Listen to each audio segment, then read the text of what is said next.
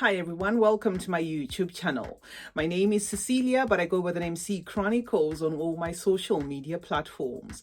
If you're joining me here for the very first time, guys, thank you so much. What we do here is post 4 to 5 times a week, fragrance related content.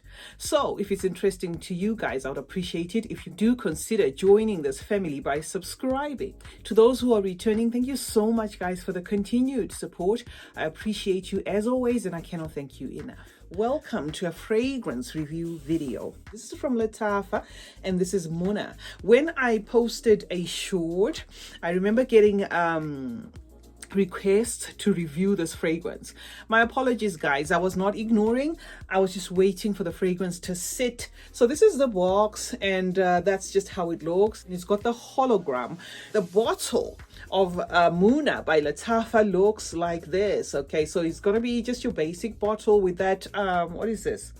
Looks like a snake, but I don't know. I think it's Arabic writing there, that pinkish thing, emblem there. We're gonna spray Muna in its box as a reference point, because I'm already wearing my fragrance of the day. So this is the atomizer, guys, for Lattafa's Muna. This is not first impressions. I have worn this a little, testing it out.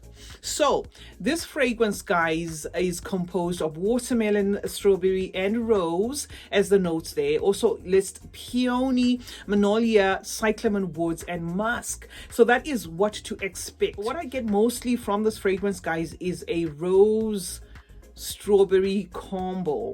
If there is a watermelon here, I would say it just comes and goes. What holds on the most in this fragrance, guys, is that rose and strawberry combo. So if you like your fruity fragrances, Lattafa Muna is gonna give it to you. The fruitiness in this fragrance, good news about it is it kind of accommodates, the men as well. So I'm gonna say this one will be wearable by men, although the profile in itself is sweet. The profile is sweet. It may come across as feminine to some, right? So it's a fruity floral, guys, with a sweet, non-offensive smelling rose. The rose here doesn't feel dated. It kind of feels like a modern rose. The addition of the woods in there kind of give depth, okay, to this rose and strawberry combo, because like I said, it's fruity and floral, but it's mostly the strawberry that I get there, or berries. So just smelling it like this, it's not going to come across as your freshy fruity.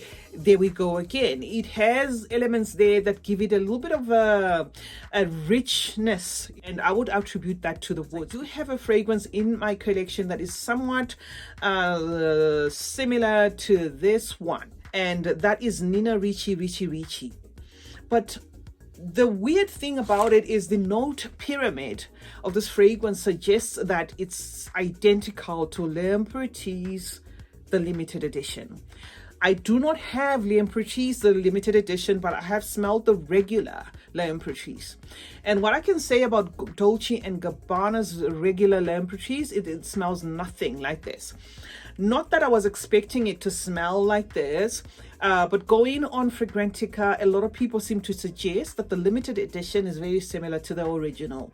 I don't get that with this. I just had to get it out of the way, guys. The notes to a T suggest that it will be a composition identical to L'Impératrice, because L'Impératrice limited edition has got the watermelon, it's got the strawberry there, magnolia, peony, cyclamen, woods, musk, the lot. And that is what this fragrance has been listed to have. So we're going to see in due course. But what I can say now, guys, is it dries down to incorporate both genders because of that woodsy, smoky accord that this fragrance has with that rose. And of course, a faint incensey feel. This is a fragrance I'm going to say is delicious. It's got like that delicious tart fruity feel and a rose. And then it's got that smoky thing that seems to have been added there just to give it character, instead of maybe pushing this one to become a smoky fragrance. Is it blind buy safe? I would say absolutely. The DNA in itself may not be groundbreaking.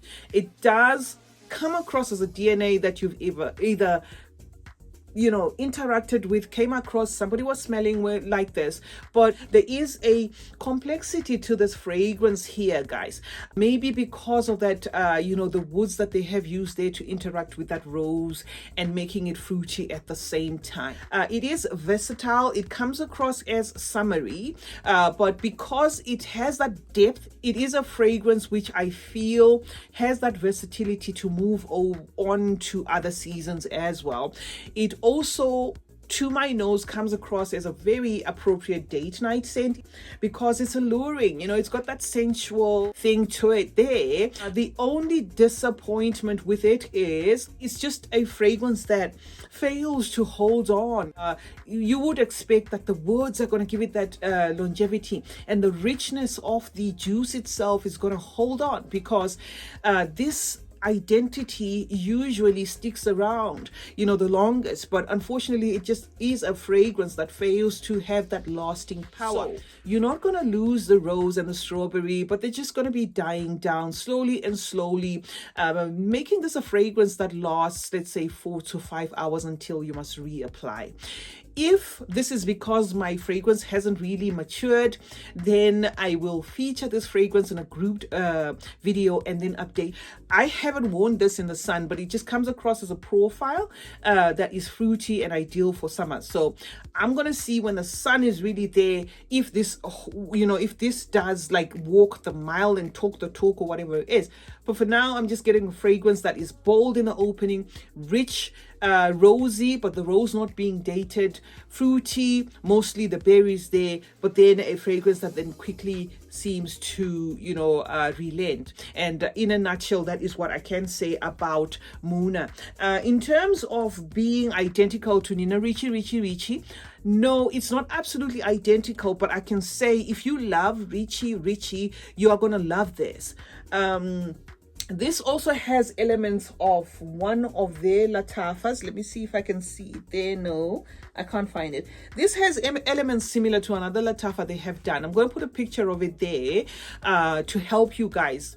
The Verve Timeless, the one in the gold capsule, thingy. It kind of has a DNA almost in the same vein as this. So I don't know if that helps, but it is supposed to be inspired by Liam Patrice, just going on the nose.